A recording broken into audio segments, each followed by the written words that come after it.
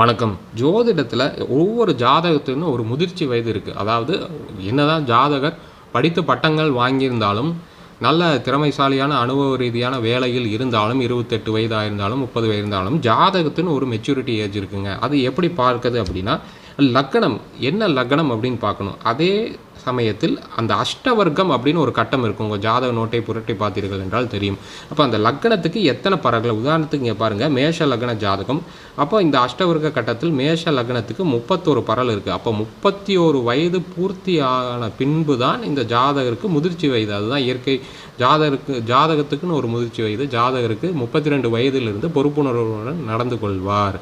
அந்த வயதிலிருந்து வாழ்க்கை சீரும் சிறப்புமாக அப்படியே லைஃப் அப்படியே போகும். யதார்த்த வாழ்க்கை தொடரும். அது வரைக்கும் ஏனோதானன் தான் இருக்கக்கூடிய அமைப்பில் அந்த ஜாதகர் வாழ்ந்து கொண்டிருப்பார். அதிலிருந்து நல்ல சுபிக்ஷமான பயணத்தை நோக்கி போய்கொண்டிருக்கும். இதை பற்றி முழு வீடியோ போட்டிருக்கோம். நம்ம சேனல்